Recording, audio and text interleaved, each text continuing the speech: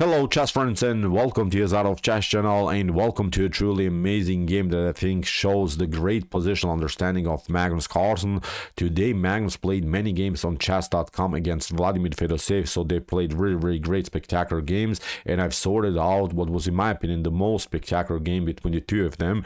In this game that I wanted to show you, although it's a blitz game, it's a 3+0 blitz game, Magnus pulled off so many great strategic elements. We'll see here gambit lines of the Queen's Indian defense, theoretical novelties pulled off by Magnus Carlsen in the Queen's Indian defense, great breakthrough ideas, great weak square positions that of course you can exploit, bad bishop strategies, realizing the bad bishop of your opponent, endangered king's position, exchange sacrifices, so many great elements in only one game, in only one blitz game. Is really incredible. And also what's cool, Magnus pulled off here the game without inaccuracies, mistakes or blunders. He pulled off the game like almost the stockfish engine. So in my opinion, a great game with great theoretical value by the strongest chess player in the world. So let's see now what happened with the white pieces. Magnus opened with the move d4. We have knight f6 by Vladimir Fedoseev, c4, e6, now counter Nimzo or ending Nimzo Indian stuff with knight f3. You can of course play knight c3, but probably run then into the Nimzo Indian defense. After knight f3 b6, now we have reached the Queen's Indian defense, and now Magnus plays the calm a3 line, which is now the so-called Petrosian variation. The Petrosian variation is of course preventing some bishop to b4 stuff again.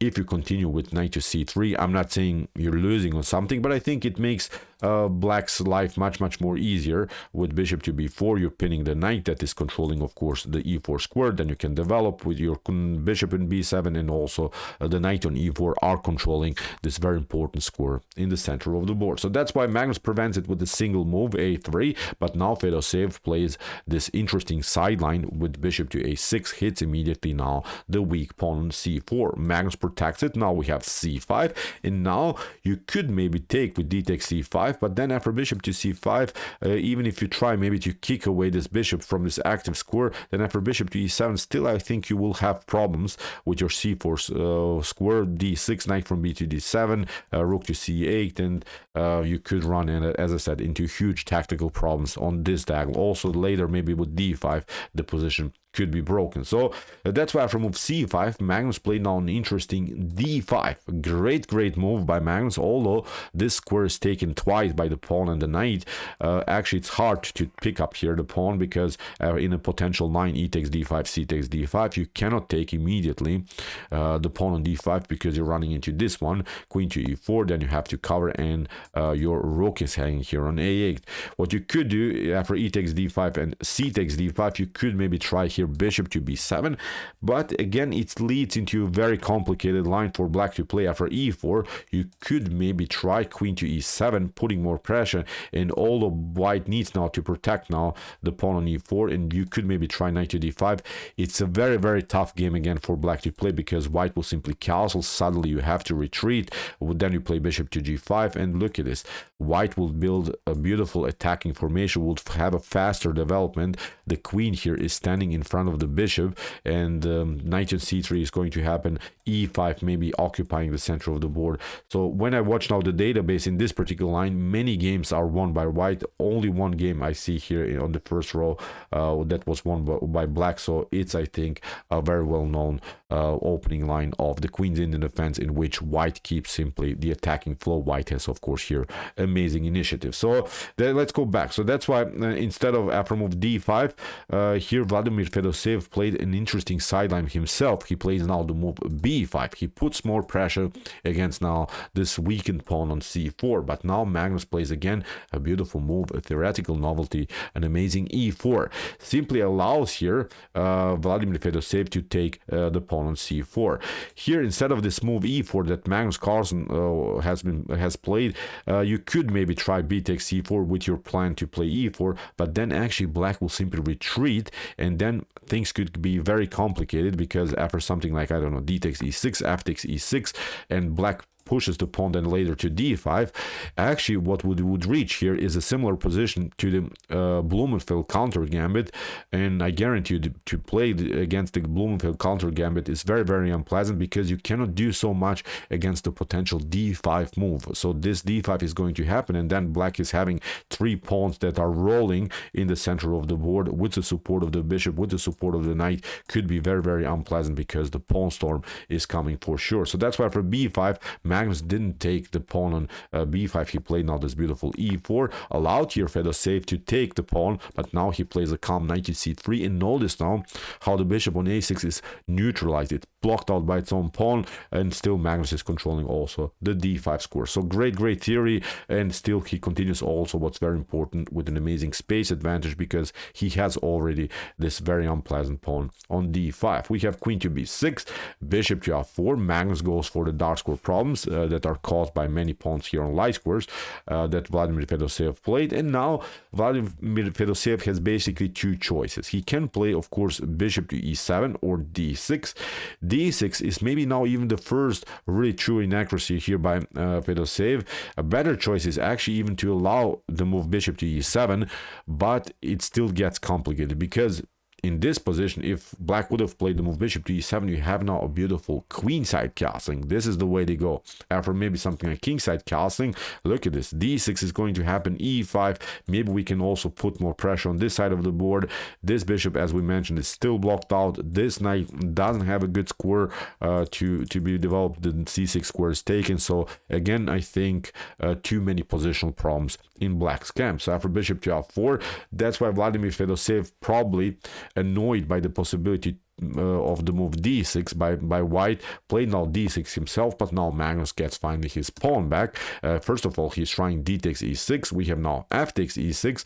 You see now, although this is similar to the previous position that we have talked about, similar to this Blumenfeld counter gambit stuff, but this is not such a firm structure, because you cannot so easily play now d5, because Magnus prevented that now with the beautiful tactic bishop to c4. After bishop takes c4, we have queen to a4. Magnus gets now the piece back, and now Fedoseev played now the move e5, and okay, you get an extra tempo against the bishop, but now look at this. With the move e5, you have created many light square problems here. That's the main issue. And also, what's a different important thing, we have now a certain bad bishop strategy that white can apply, because this bishop is neutralized. It's blocked out by its own pawn. So what Magnus needs now to do is, of course, maybe even trade off everything off the board and keep now black simply with the dark square bishop on the board. So just keep him there, because this bishop cannot be included into the game for sure. So that's why Magnus plays now the obvious bishop to g5, going into positional trades of pieces. Bishop to f6, great move. Look at this. After g takes f6, Vladimir Fedoseev is continuing now with the piece that's simply stuck by its own pawn. It's like a tall pawn, and Magnus exploits now, of course, all of these weaknesses that are present here on light squares. Well, we have now kingside castling, securing the king, queen to b7, and now Magnus goes again with a beautiful attacking idea. He plays now the move b4. He's opening now the position, because black's king is stuck in the center. It cannot be of course secured in a good way.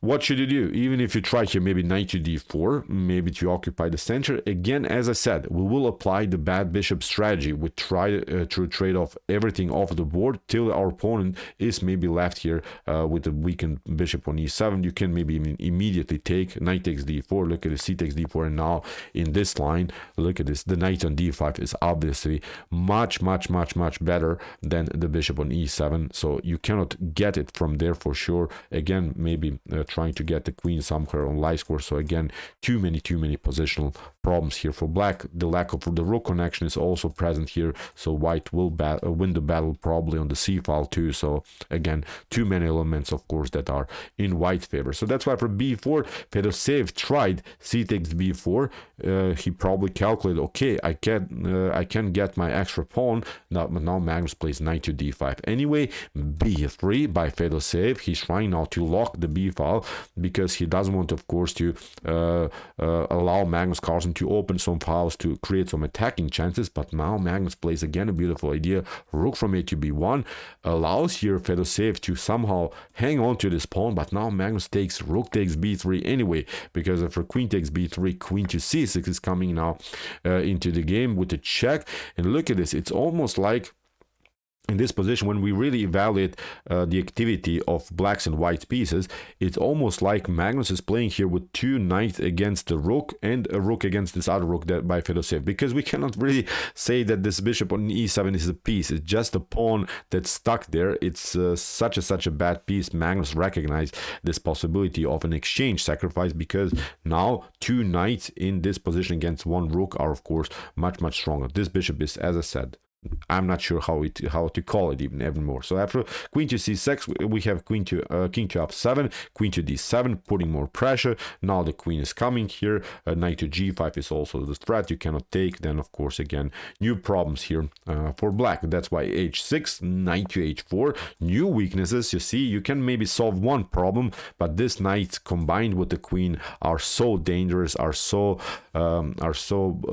playing in such a beautiful harmony that you cannot protect every square on the board. What should you do? If you try to protect maybe the g6 square, then you get this one, queen to h5. Then when knight to f5 is going to happen. If you escape to f8 with your bishop, then queen to e8 is going to happen. If you escape maybe here to d8, then we play knight to h6. So again, the position, I think, is collapsing here for black. So after knight to h4, bishop to d8 by Vladimir Fedoseev, queen to h5 check, king to g8, and now queen to e8. Again, this very unpleasant check. The king has to go to g7. Knight to f5 comes now in a beautiful way into the game with the check, with the tempo.